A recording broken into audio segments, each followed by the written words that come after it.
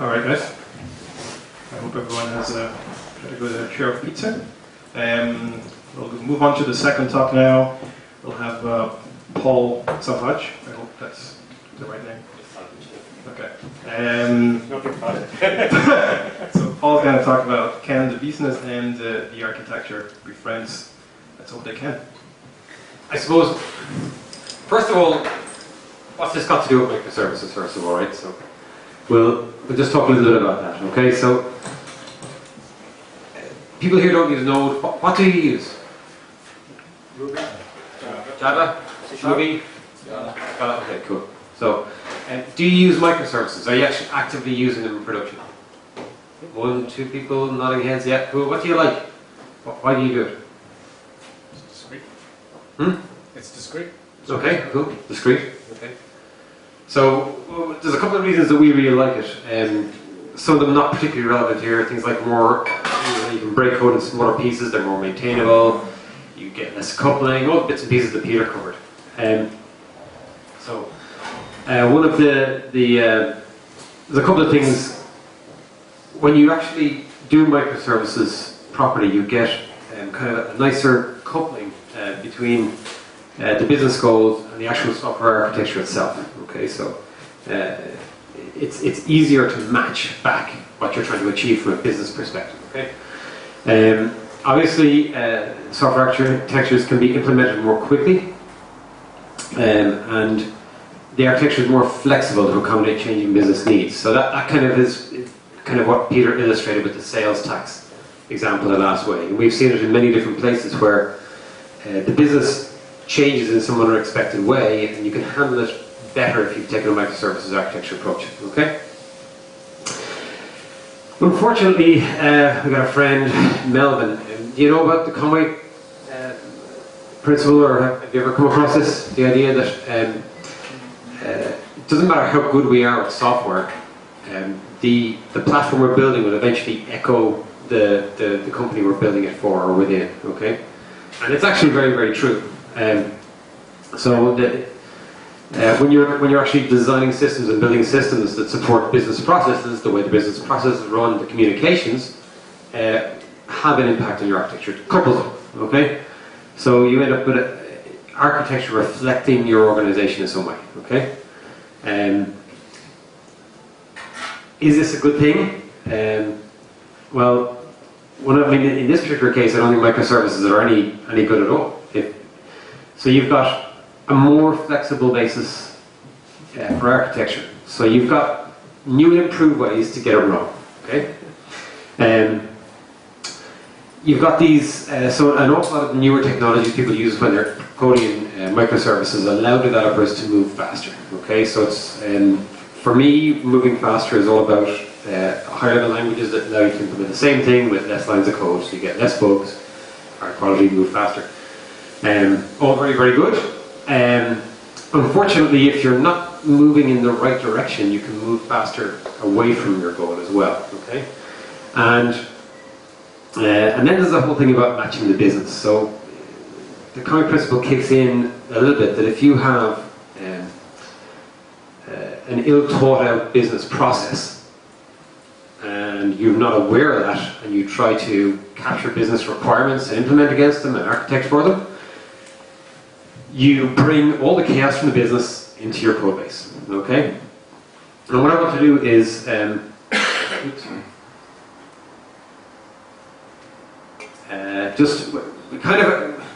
wanted to talk about this a little bit because nearForm gets called in on a few different occasions, right? Normally we get called in when everything is on fire, okay?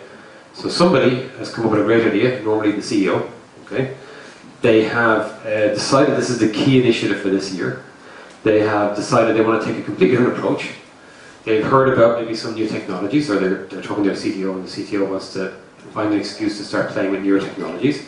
And they create the greatest spaghetti code bundle on the planet, and a couple of months before this is due to be announced at the annual conference, whatever else, you're called in, and nothing works, right? So, it always, and they always blame, like, oh God, the engineering is rubbish, God, we didn't get experienced enough engineers, whatever else. And certainly that is the case sometimes, right? So there's a mixed set of everybody, you know. So, but a lot of the time, actually, what we find is that the confusion around some of the aspects of the business just creeps into the code and the architecture. Okay, so I want to talk about one specific case. You think I can get away without the microphone? Sorry, I'll repeat it. I'll double it or something. But much more insightful. Can everybody hear me without the microphone? Okay, cool. So we're working with a provider. They're an enterprise platform developer in North America. They develop for a lot of the big household names that we all deal with. And it's kind of a magic project, right? They came in and they said, right, we are working on a very old system. We need to move to a very new system that is more in line with our new business needs. And we're not going to bother trying to migrate or anything like that. We're just going to toss everything out. We can just start from scratch, greenfield development, do what you want, go crazy, design from the scratch base. And for the most part, actually, most of the system came together beautifully. It was really, really nice, okay? One of the things, though, is that the reason they were selling above, say, their competitors is that they had this idea of this incredibly customized feel. So you felt like you were getting customized software, even though it was based off a platform, okay? Anybody who's not laughing now should be. If you're an experienced engineer, that's not possible, right? So it's you cannot get this right. So if you try, you pay the price, okay? So when you try and achieve everything and get this wonderfully flexible system that will meet every possible business requirement that anybody can come up with at any future juncture, right? What you get, right, is an incredibly complicated system to try and cater for every possible imagined future that the client throws at you as scenarios, okay? Your maintainability, even if you can spell it, sorry, typo, maintainability just gets destroyed, and you can lose performance as well because you're trying to cater for too much. It's very, very hard to chew specific scenarios, okay? And that was exactly what happened here. Most of you, do you come across user access roles, access control lists, all that kind of usual stuff? Some people shouldn't be allowed to do some things, right? And sometimes that's, you know, it's a by the by, you know, it's a nice to have, and in some systems it's fairly critical. With the data these guys use, they have particularly sensitive data, okay? And they deal with data in every layer of these big organizations, and it's really important that somebody at the bottom doesn't see something sensitive that should only be seen by somebody at the top. And, you know, there's all sorts of wonderful court systems in America that they do. So this is the stress part, okay? And they, you know, the idea of a role is very straightforward. I'm an assistant administrator. I can do just about everything, okay? I'm somebody who does data entry. I'm allowed to maybe put stuff in. I'm not allowed to change anything. I'm not allowed to read anybody else's data. Okay? I'm a mid-level manager. I'm access to anybody's data who's in my area, in my group, whatever else, right? So you've got these kind of classifications, right, of kind of who can access what and who can do what with various data and various functions. Okay? So relatively simple for one organization, one website, whatever else, right? Think of a platform that has to cater for, let's call it 200 to 300 different companies with different structures and all their different access control rules, generic, okay? Right? So they're all different. So some people, they use it based on region, some people it's based on their group, some people it's based on their title, and then they started getting into more difficult things. So in some particular things, you know, one person might choose to share information with another person in the company, put them on a need-to-know list. And they obviously got blacklisting, which is everywhere in the world. And very often, even people who weren't allowed to read very many cases were allowed to read them if they happened to have been the one that entered them. Okay, so there's all sorts of these kind of things that come together. And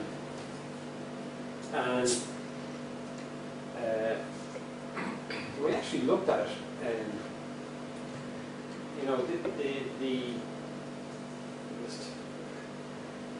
so you got all this kind of coming in here, right? But the reality is that any one of these systems isn't particularly hard, right? So how many people have actually implemented any kind of access control system? 1, 2, 3, 4, 5. So it's straightforward. There are known approaches. Okay, they're accepted. Was it difficult? Was it? Not necessarily. Not necessarily. Exactly. Okay. So what had happened here was very, very interesting, right? So they had a really simple system when they started, just 17 years ago. Okay, and they had this lovely Excel spreadsheet, and it was really, really simple. You kind of, there was a, you're a user, and there's this operation, and you go yes or no, right? Okay, really easy to implement. I mean, every code is free, right? And then the requirements started getting more complex, but the business felt that the format to capture requirements just stayed the same, right? Because this is working. We give these spreadsheets to developers. They turn into wonderful code that works. Excellent, right? So the business analysts and the people who were working with the customers were coming across these complex things. So they came up with, they're clever people as well, so they came up with really clever ways of expressing very complex rules, okay? So what we were actually, when we came into the company, we were seeing a spreadsheet. It might have 1,400 columns, it might have 7 rows, and about 75% of all the columns, there wasn't yes or no in there, there's conditional stuff, right? Okay? And they're also, when you're taking requirements that big, it takes a few months to collect the requirements. So some of the requirements maybe, not quite obviously, but conflict with other parts of the requirements directly. And then some of them are just very ambiguous, right? Okay. So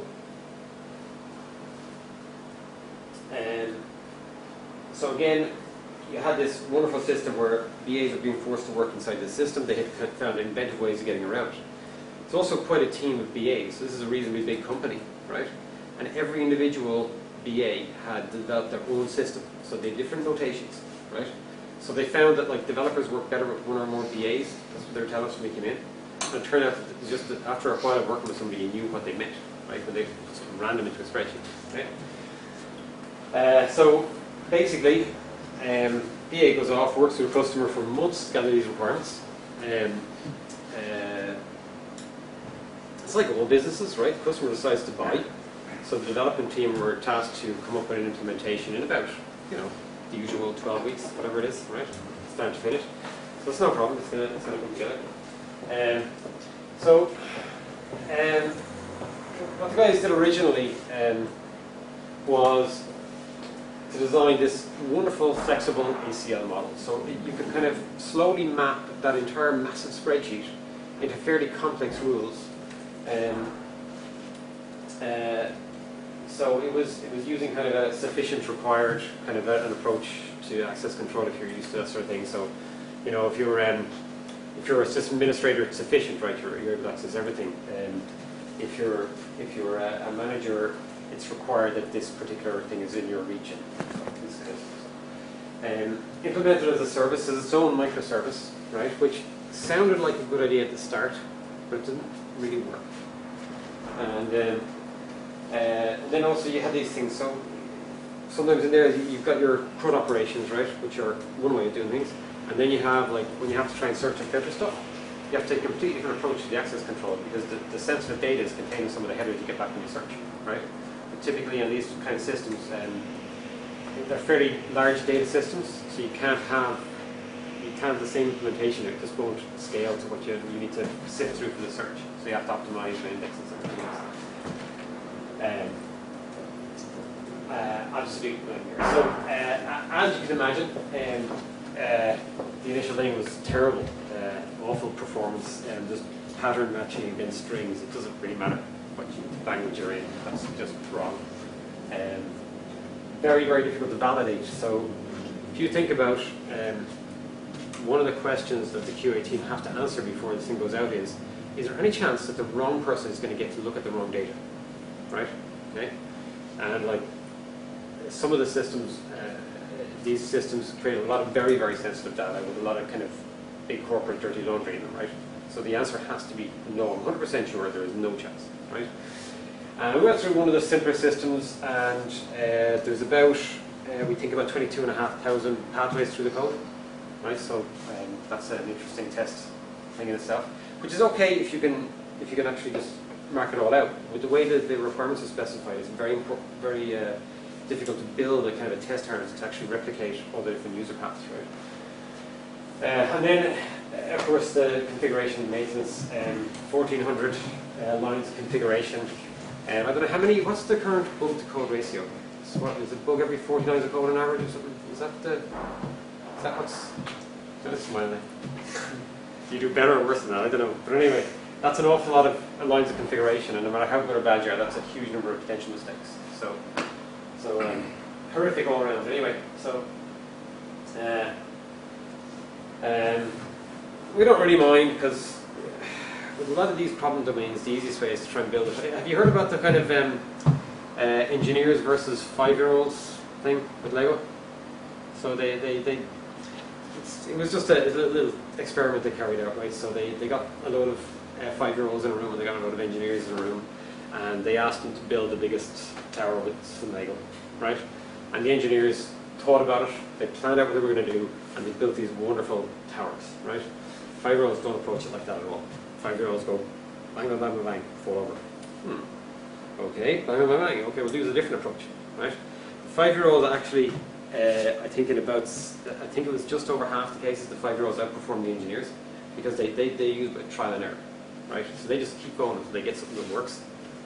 Okay, so it's kind of it's some of the thinking that we do around software, like that using tech spikes to validate certain approaches and things like that. So we weren't too worried we got it wrong. We measured the results.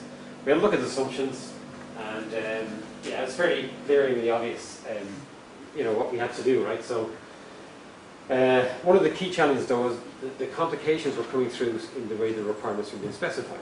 So even though the problem itself isn't inherently complex, ACL is an understood domain. You can kind of control it. You can implement it well.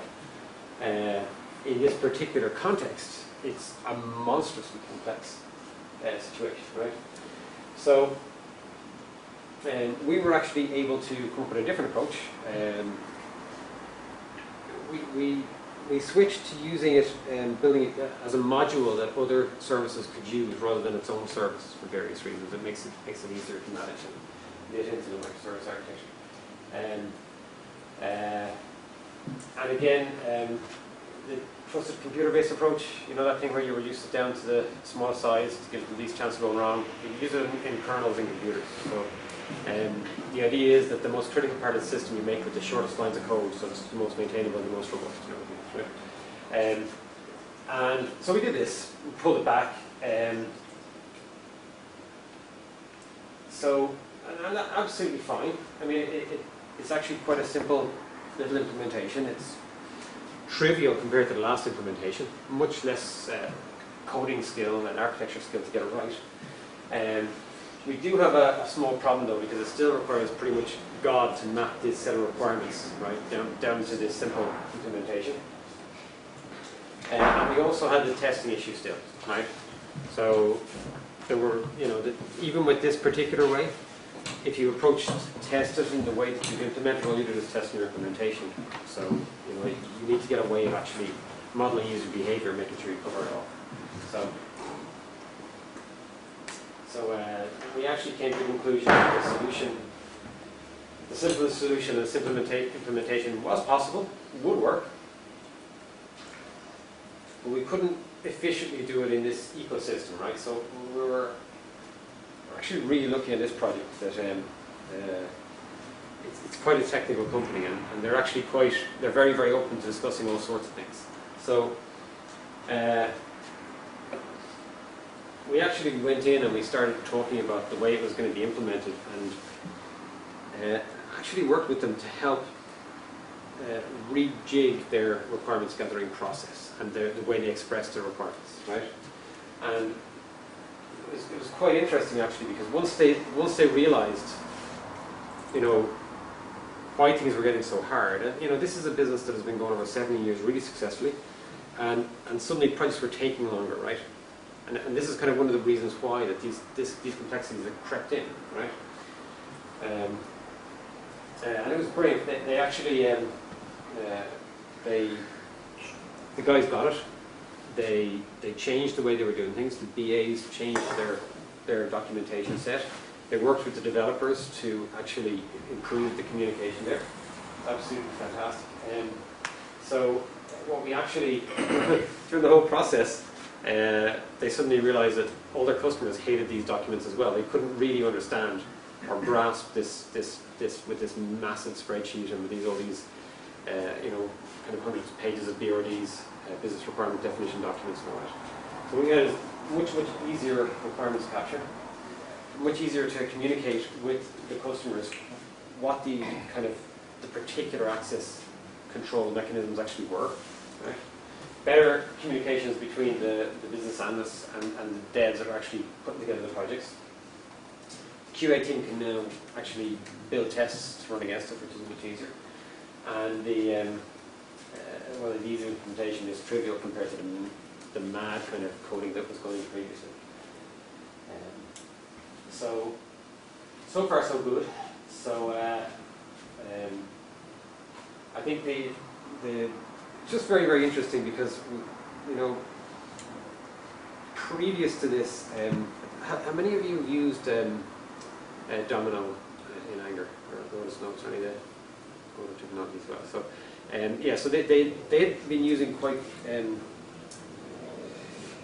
prescriptive approaches inside boundaries that were well defined for them, right? And within that context, these previous approaches actually made sense, right? One of the challenges when we went outside that and we started using microservices, all this freedom opened up the freedom to get things wrong as well. But actually, when we started realizing there was increasing complexity over here, and it was coming from here, it actually helped them with their business as well. So from our perspective, it was an interesting kickback of microservices that the actual change to the simplified architecture helped them echo that back across the organization. So it's like the Conway principle working in reverse, which I really like. So and we just thought it'd be interesting just to share it. So yeah, they can be friends. Just beware though, because if you hang around with the wrong friend, it becomes very bad habits. Okay. Thank you.